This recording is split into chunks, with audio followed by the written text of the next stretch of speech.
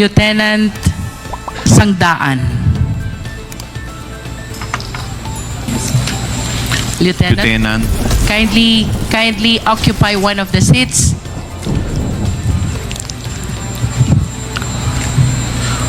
Have you taken your oath, Lieutenant? Yes, Mr. Chair. Thank you.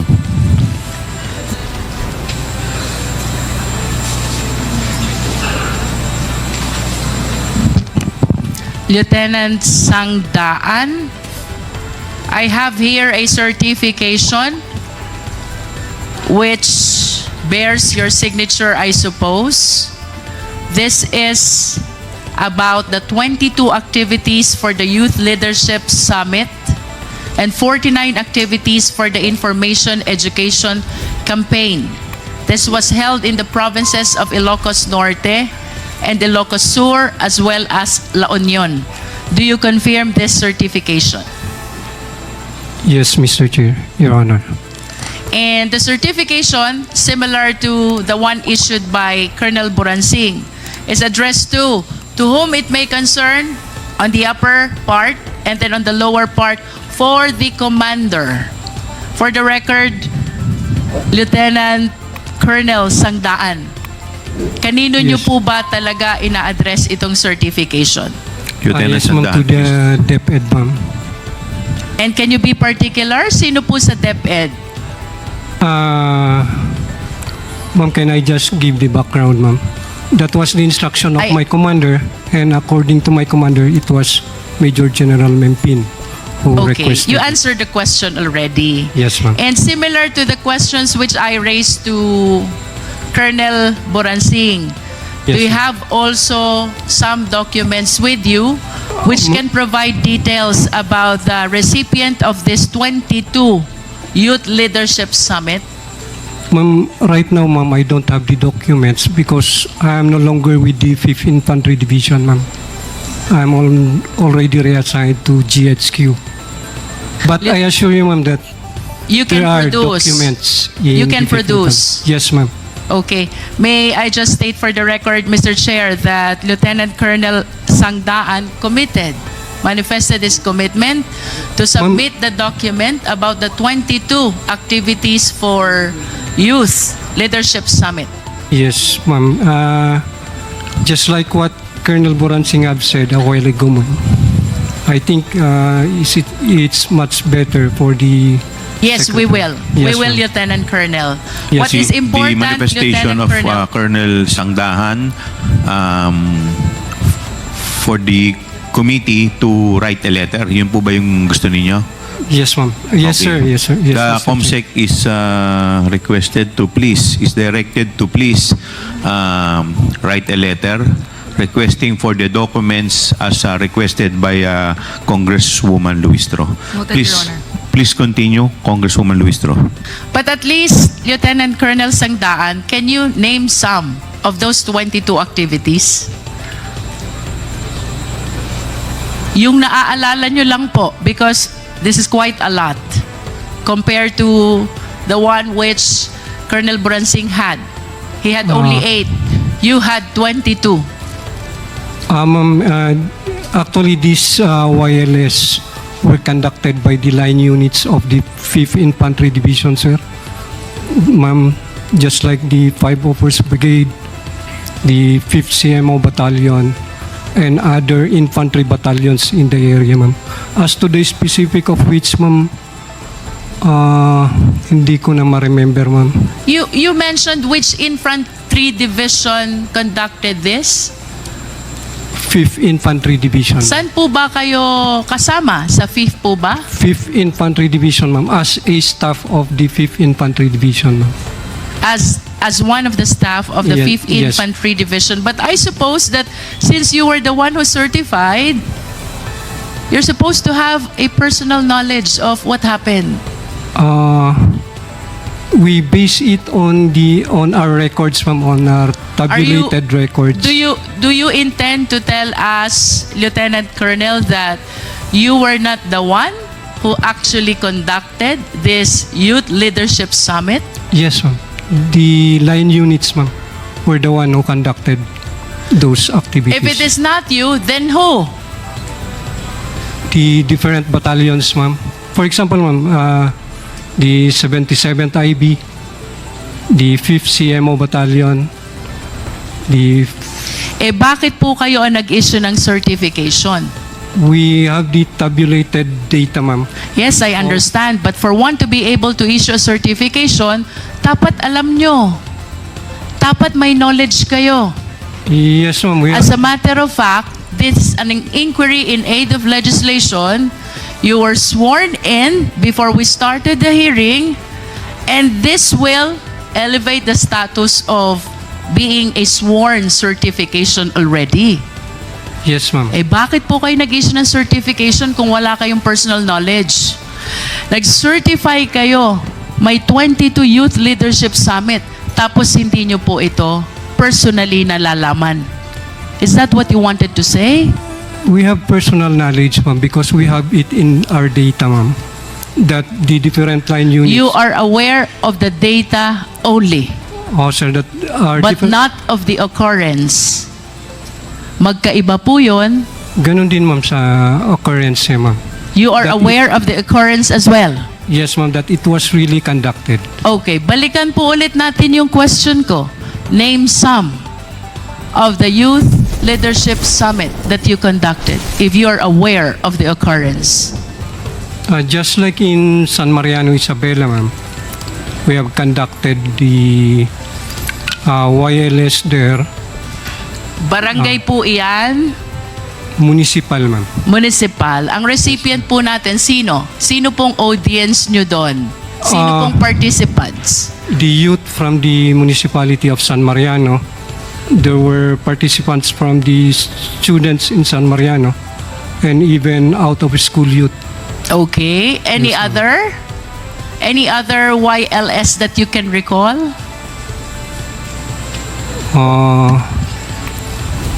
As reported by line units, ma'am, also in Baguio City. You are basing your testimony, Lieutenant Colonel, on the report. Tama po ba? Yes, That's what ma'am. you said. Yes, ma'am. And this will only mean that you are not aware of the occurrence. If the statement that you're giving to us is based on the report and not on the personal knowledge of the occurrence, then you have no personal knowledge of how it happened. I'm aware, ma'am, that it You was are really aware of the conducted. data. You are aware that it happened, but you were not personally there. Yes, yes. You did not participate. Yes, ma'am. We only provided some speakers as requested by the concerned unit. How about this 22 that you mentioned in your certification? Ito ba na-attendan mo lahat? No, ma'am. Honestly, ma'am, no. Ilan out of 22 ang na-attendan mo, Lieutenant Colonel? I think only in San Mariano, ma'am. Only in San Mariano. Ma'am, can I give a background on... Kawa, may I just make a manifestation? How can you validate an accomplishment report with a certification? The signatory has no personal knowledge of what happened. Lieutenant Colonel was able to attend only 1 out of 22 Youth Leadership Summit. And this is okay with COA? I'm sorry, but I do not understand. Colonel Boransing, if I may call you again, yun pong 8, ilan ang na-attendan nyo doon? Colonel Boransing.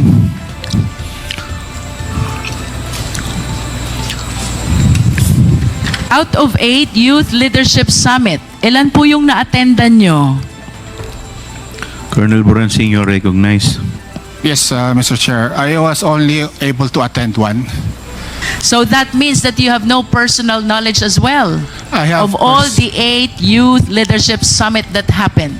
I have personal knowledge of this, ma'am. Mr. Chair, if I may explain lang po, the structure of my position is I'm the G7 of the Infantry Division. So the Infantry Division has 3 infantry brigades, They control three. One has 4 provinces. The other has 1 province, and the other brigade has 1 province. So I am in charge of supervising. I am the Civil Military Operations Officer, Mr. Chair. So I closely monitor, we all closely monitor the program of the Youth Leadership Summit to ensure that it is multi-stakeholder and it fits the objectives of the program. So we have personal knowledge. We can't go around in each barangay, but they have, since we used budget from the Philippine Army, we have after-activity reports, fund utilization reports, pictures and documentations. And we have to ensure this because we have a yearly inspection from higher headquarters. So we may not have been there, but we have personal knowledge. We are the program managers of this po. You mentioned a while ago, Colonel Boransing, Yes. you were using the fund of the Philippine Army. You confirm that? Yes, Mr. Are Chair. you sure? Sir. Yes, Mr. Chair. For the 8 YLS Yes, that Mr. were Chair. conducted, you used the fund of the Philippine Army. For our participants, we used the Philippine Army. For the students, they used the local government unit funds, Mr. Chair. Okay, that is clear. Mr. Chair, I just wish to manifest the statement of Colonel Boransing that during the Youth Leadership Summit, for the military, they are using their military fund, and for the children or the youth, they are using the LGU fund. Mr. Chair, if I may. Please continue. Yes.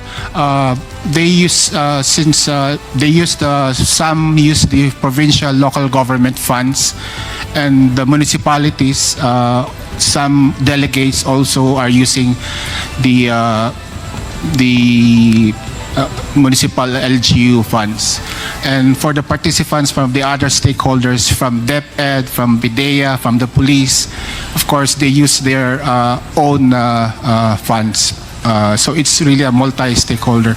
In other youth words, fund. Mr. Chair, a lot of offices and agencies are using their respective funds for intelligence in conducting the Youth Leadership Summit. This is your statement, Colonel Boransing. I didn't say intelligence funds, ma'am. What I said was, like for instance, for their billeting for the hotel, they have to pay from their own agency funds. For their food, they have to pay po. What is clear, there are different offices Involved. who shoulder their respective expenses Yes, Mr. for the Chair. purpose of Youth Leadership Summit. Yes, Tama? Mr. Chair, yes. In other words, it is not only the DEP-ED Yes, Mr. Chair. who spends its confidential fund. I have no knowledge of what their source of funding is. But in as far as you are concerned, kanya-kanyang gastos ang iba't ibang opisina. KKP po. And for the children, the youth, you said it is being shouldered by the LGU. Tama? Yes, Mr. Chair. Thank you, Colonel. May we request Lieutenant Colonel Panopio? Colonel Panopio, you are recognized. Good afternoon, Mr. Chairman, Your Honor. Colonel, I have with me another certification bearing the signature of Magtanggol Panopio. Is this your signature? Yes, Your Honor, Mr. Chairman. On this certification, you certified 205 youth students from different schools. 3 youth leadership summits held in the provinces of Bulacan, Nueva Ecija, and Zambales. You confirm this?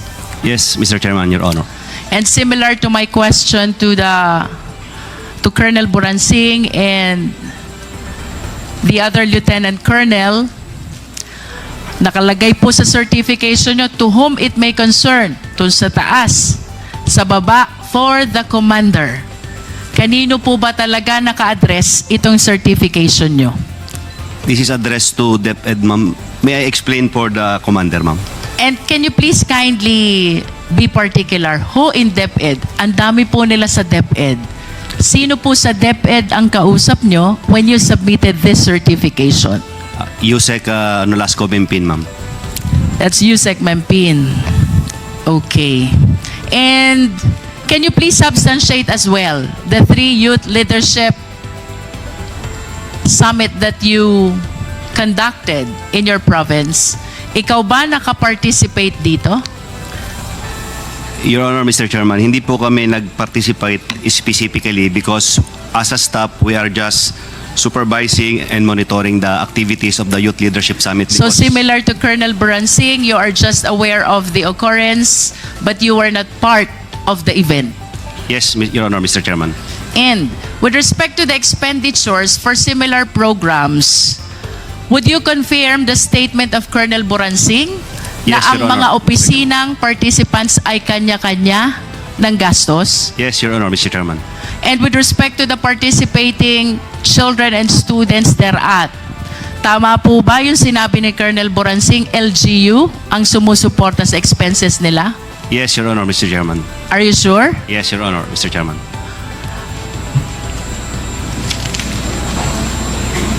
Can we recall Lieutenant Colonel Sangdaan? Yes, ma'am.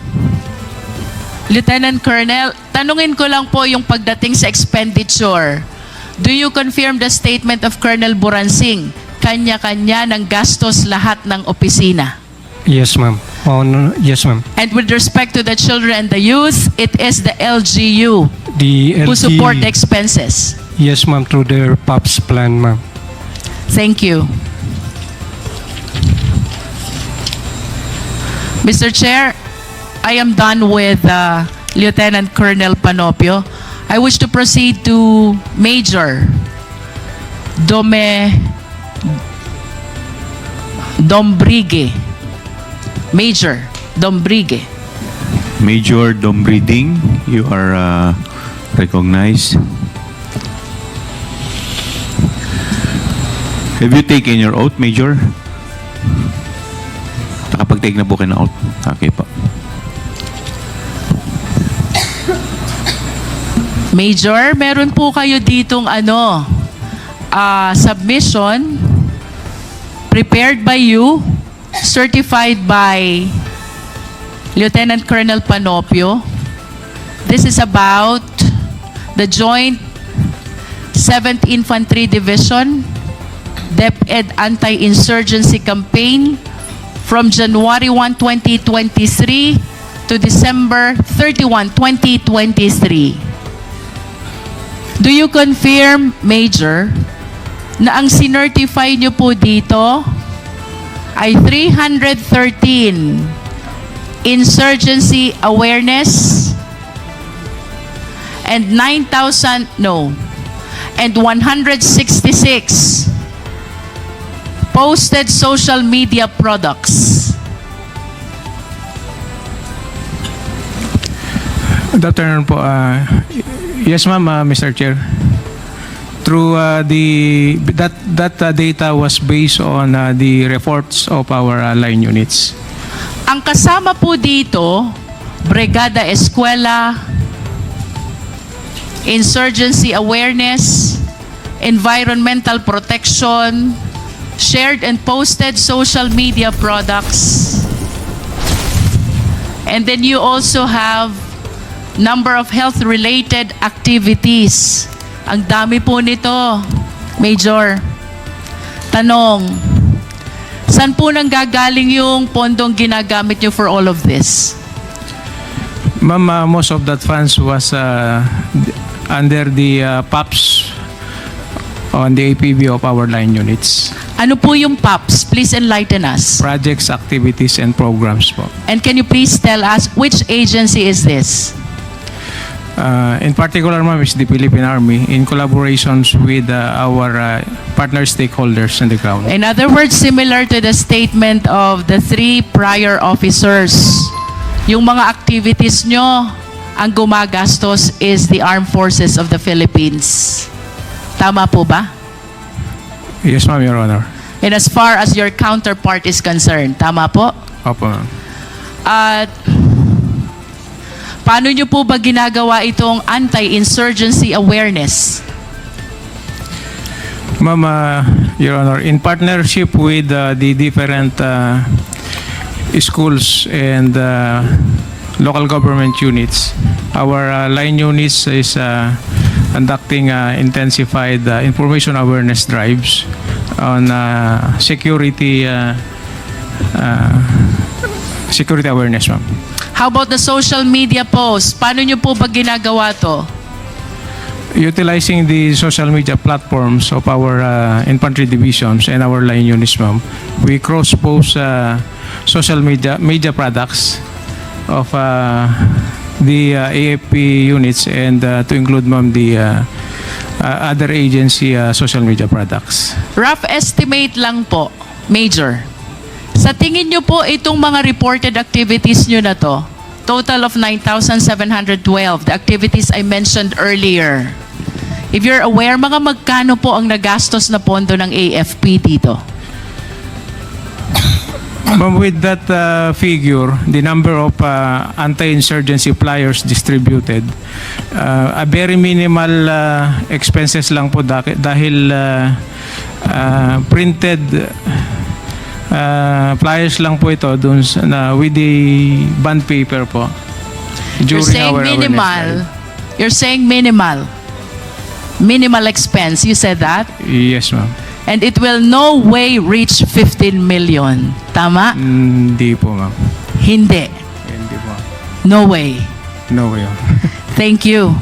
Mr. Chair, gusto ko pong balikan si General MEMPIN. General MEMPIN, you are I'm about to recognized. wrap up, Mr. Chair. Yes, Your Honor, Mr. Chair. General, kanina po sabi nyo, hindi nyo alam yung confidential fund. Yeah, You that's still correct. confirm that? That's correct, Your Honor, Mr. But I Chair. hope you understand that the certifications which I confirm from the AFP officers, the 4 of them, pertains to the expenditure of 15 million taken from the confidential fund.